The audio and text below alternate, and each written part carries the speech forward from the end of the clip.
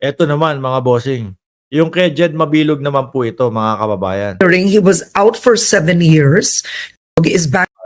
Nung una, ang kwento about Jed Mabilog pinapatawag siya ni Bato. At kinumpirma yun ni Bato de la Rosa, di ba? Kung di ako nagkakamali, mga bossing.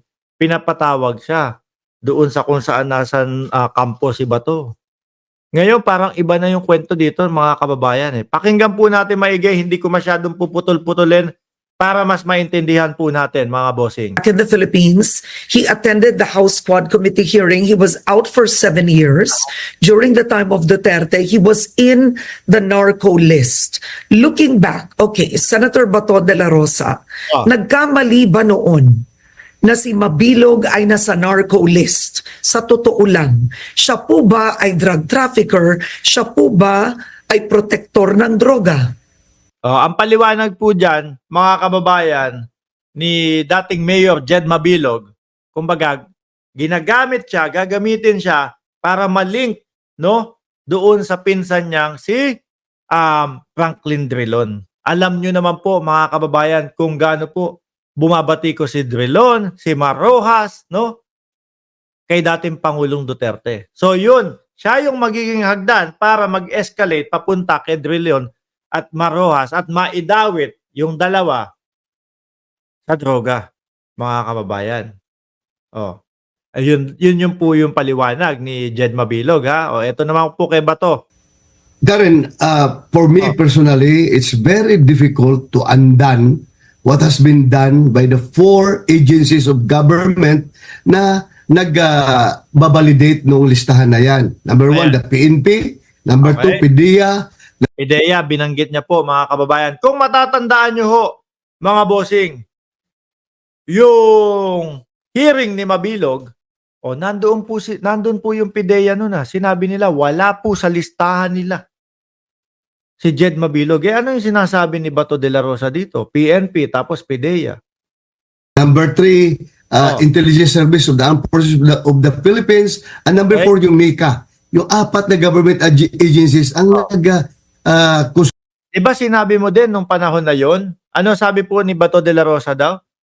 Nung tumawag si Jed Mabilog? Nung tinawagan nila si Jed Mabilog o vice versa kung ano man? Naniniwala ako na wala kang kinalaman dyan. Naalala niyo po yun, mga bossing? Solidate ng listahan na yan.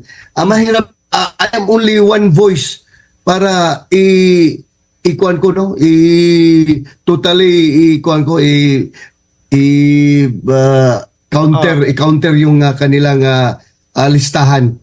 Yung PDEA, sinabi wala si Mabilog dun sa kanilang listahan. Again, very clear naman. Ako, from my own standpoint, this is only my personal opinion. And ito'y confirm na rin ni Mayor Jed Mabilog.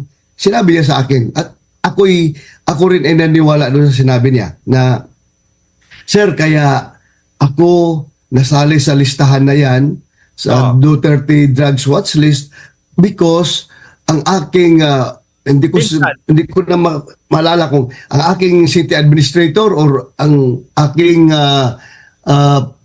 chief of staff ay palaging nakikita pumupunta kay Melvin Odecta, yung pinakamalaking drug lord ng Iloilo City, nakikita doon. Kaya by connection, na-associate ako doon sa drug lord na yon. Kasi ang pag-iisip ng tao, pagpupunta yung bata mo doon sa isang drug lord, ang iniisip ng tao, nangungulikta na yon ng SOP, nangungulikta na yon ng drug money doon, inutosan yun ni Mayor. Yan ang iniisip ng taong bayan. Kaya pero Senator, personal na sinabi ito sa inyo ni Iloilo City Mayor Jed Mabilog?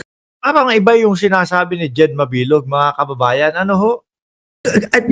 Sinabi doon mismo, kung sa Senado ba, sa Kongreso ni Jed Mabilog, mga kababayan, gusto talagang, kumbaga siya napagtripan lang. Trip siya kasi nga, pinsan niya si Drilon.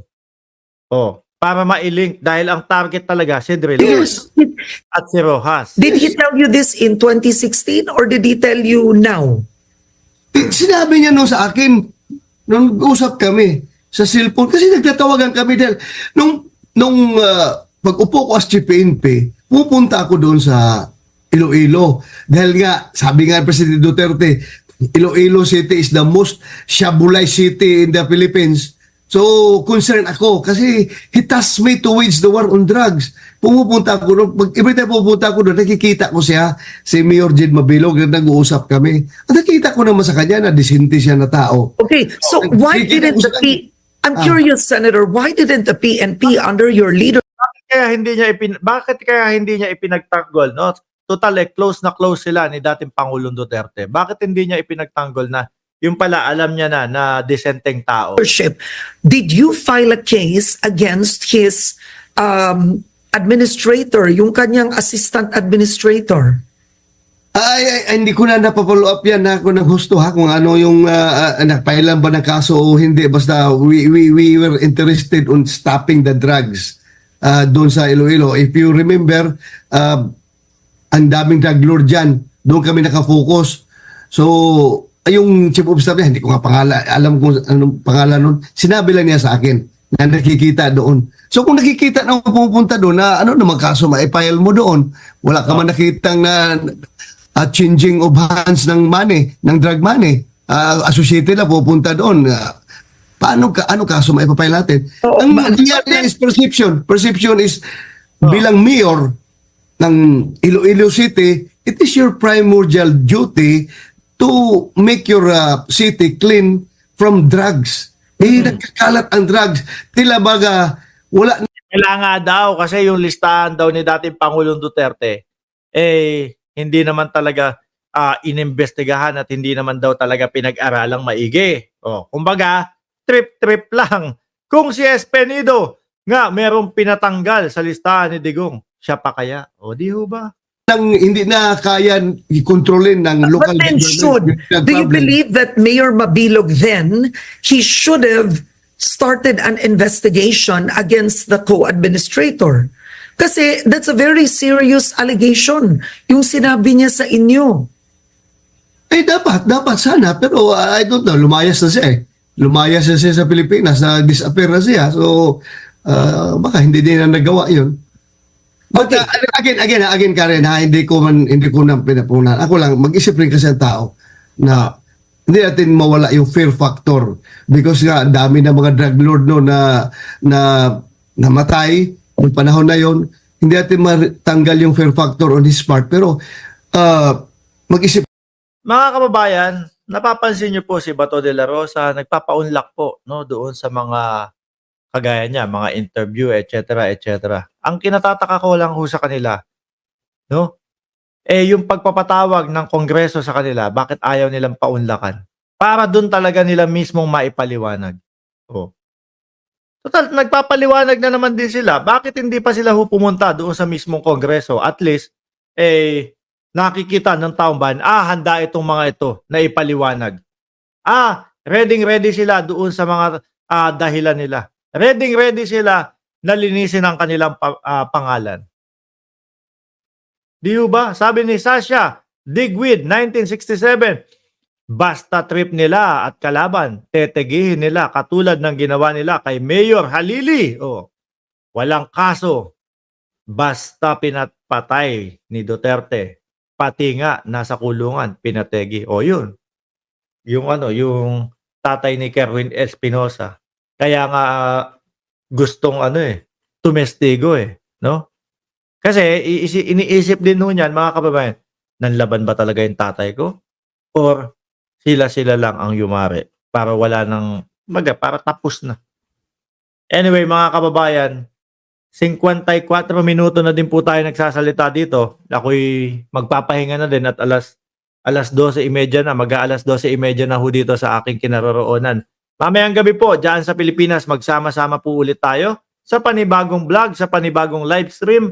Anyway, mga bossing, huwag nyo pong kalimutan na isubscribe itong Bagong Pinas Update. Yan, hanapin nyo lang po, no? Yung pangalang Bagong Pinas Update or nandyan po yung link. Ilalagay po yung link dyan upang mapuntahan nyo yung Bagong Pinas Update. Muli po, maraming salamat. Huwag nyo pong kalimutan na mag-like, mag-subscribe, and mag-share ng mga video natin. Paalam po. Hanggang sa muli.